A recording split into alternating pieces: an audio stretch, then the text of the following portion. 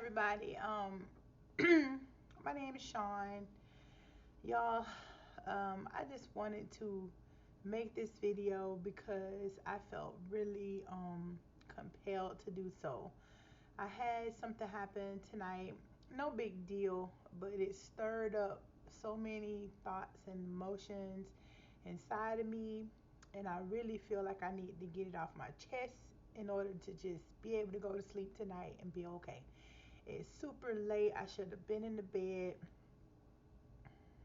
But, sometimes something just weigh on you and weigh on you, and you just don't have no choice but to get it off, okay? So, I've been watching a lot of videos lately on YouTube. Full disclosure, I make YouTube videos myself. That ain't what I'm here for, okay? So, I've been watching a lot of videos about Karens, male Karens, black Karens, white Karens, people doing all kinds of crazy stuff. But not just all race related. A lot of stuff just related to people being buttholes. Just wanting to interfere with other people's lives, tell other people what to do, how to run their stuff, how to run themselves. Just a lot of stuff. Okay, and uh, I live in Georgia, so yeah, this is one of the craziest places you can live, but it's also one of the best in my opinion. So, um, yeah, it's a lot happens here, but not to me. I typically don't experience a whole lot. Where I am, it's pretty easy going. Okay, but I am aware of everything that's going on, and I have kids, so I have many fears. Just like everybody else, and I know I'm not ever safe, ever in a safe place, because nobody is. None of us are really. It's just as women, as a black woman, as a woman, just as a human being. It's a lot out there. But what I wanted to talk about was tonight. I went earlier to go get something to eat, kind of late. My daughter had went to a friend's birthday little celebration, so we all ended up eating really late. So me and my 7-year old, we went to go get something to eat. We ended up at Taco Bell. And I don't know if y'all know, but our Taco Bell in Conyers on 138, it has like when you pull into it, and right before you get to the drive-through, there's like another entrance that kind of comes in on you. That someone could come in from another street, and they could like swoop in and get in front of you or whatever. But it's like a little open area that you'll be facing as you're pulling in. There's like this little area that kind of comes in from the right. Okay, so I'm actually had parked a little bit because my son had dropped his food, which was McDonald's, and so I was kind of cleaning that up. So I didn't actually pull straight up to the parking, to the drive-through. I kind of swooped into a parking space real quick just to get that up before I got in the line. So as I was sitting there, I saw this young man, a black guy. I couldn't tell you what his face looked like. Just know he had dreads. He was not real tall or anything like that, but he's just a regular guy. I saw him like out of my peripheral, approaching from that little entrance I told you, that little entrance off to the right. And he kind of walked down. He came right up, right past my car, because I was parked like right in front of the door of Taco Bell. But they were not accepting people coming in, or it was too late. I don't know what the circumstance was, because I wasn't intending to get out of my car. But all I know is he went up to the door and tried to go in or whatever. I stopped looking. I assumed he had went in. But then when I looked back up, he was walking away from the restaurant, and he was kind of like going right beside my car, behind my car. And there was no issue, no problem or anything like that. But of course, I am a woman and I'm out here with my kids, so I'm vigilant. I keep my eye on everybody. So I know where he is, I'm aware. And he goes on and he's walking, he starts heading back towards where he came from. So again, I'm distracted. I'm paying attention to my son. I'm dealing with that. So finally, I'm done, and I decide to go ahead and pull into the drive-through. So I have to back out a little and then pull forward to go and get into the drive-through. So I'm approaching that same area where he came from, and then I'm gonna go off to the left, and that area is off to the right. Okay, so as I'm approaching right before I kind of get into the actual drive-through, I look over and he kind of stops walking, and that caught my attention because he didn't really have a reason to stop walking. It's a very dark little alley that you come in off of. There's no lights right there at all. It's very, very dark.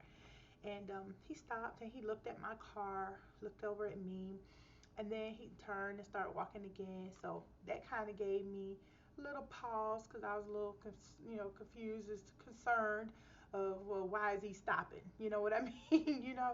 So he started walking again, heading where he was, had been coming from, and all of a sudden he stops again, and he looks at my car again, and now I'm kind of perked up and thinking, okay, what is he looking over here for? Like, now the wheels are turning in my head. Thinking, because uh, I'm from the hood. Basically, I'm from Decatur. I'm from Atlanta. Not all parts of Decatur and Atlanta hood, but I know my way around the hood. Okay, so um, and where I live now isn't really that. We do have our hood out here, but it's not the same thing. But I'm cool with people, being around me and moving and stuff or whatever. But it's at night. I'm with my son. It's a empty, parking lot. So of course I'm aware. I'm noticing him, and I'm not happy with the fact that he keeps looking over here, at my car. So I'm debating: do I go ahead and pull up and get myself in a more precarious position where I wouldn't necessarily be able to quickly back out and get myself out of that situation if something was to go down wrong, or what I'm trying to figure out what I want to do. Do I want to wait right here and see what he gonna do, or do I want to go ahead and pull on in to the drive-through? So on around the car, into the drive-through, there was a car waiting over there, like closer to the window area that I could see. But they wouldn't be no use to me, you know what I mean, if I was in trouble. So I was really thinking. But during that time, I was thinking, oh, why are you being like this? Go ahead and pull your butt into this um, restaurant and get this food and go home. You know what I mean? But then in the back of my mind, I kept thinking, but girl, you can't be stupid. You can't be naive now. Don't be dumb, because you trying, to make sure you being fair to your young black men. Don't be stupid, because young black men, and just like every other race, kill black women every day. Shit. So anyway, so I just went on ahead and just told myself, okay, you know, just wait a second and see. So then, he started back walking towards the way he was going, away from us, and going that way. So I started to go ahead and turn on into the drive-through, and I just happened to glance over, like, one more look, and he stopped and started walking back towards the car, really fast paced, and bells like were going off in my brain. And then I just started thinking, well, what if he wants to ask me if I order his food for him? Um, you know, what if he wants to just say, hey, will you order my food? Because the drive-throughs, is the only thing open. You know what I mean? So within that little couple of seconds there, I'm thinking this as he's approaching, and I'm thinking, oh, wow, like this guy hasn't done anything. He's literally walking, and he's looking back and everything, but maybe he's contemplating is what I'm thinking. But the fear is still there. I'm still scared, not sure what to do or what have you. And then all of a sudden he stopped. And all I can do is sit here and just hope for the best, that nothing's going to happen, because I made my mind up at this point.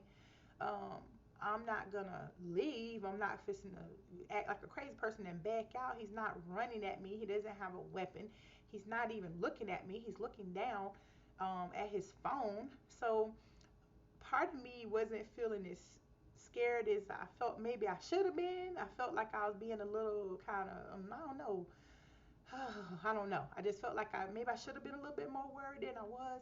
But then all of a sudden, like I said, he just, he stopped, and then he turned and start back walking the other way. And then he ended up crossing. There was a little street right there, and he ended up crossing over that street and going on down.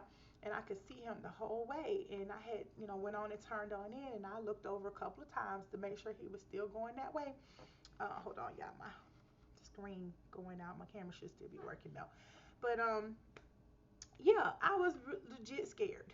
I was scared. Okay, and it bothered me that I was so scared. And I couldn't stop thinking about it all the way home. I was like, why are you so scared? This is what people be talking about. It's a young black man, and here you are scared. That man wasn't, doing anything to you. He wasn't looking at you. He didn't say nothing to you. He didn't have no weapon. Da da da da. Okay, that's what I was telling myself, and I was beating myself up, and I was just like, girl, how you going to be, you know, supposed to be like this and like that and all this stuff, for fighting. Look at my shirt, my hat on today. I mean, I'm just thinking this way, and I'm like feeling kind of, not so great. And then it just really dawned on me, like, are you crazy? Are you crazy? Like, that could have been a horrible situation, not because he was black, just because he was there, and it could have been a woman.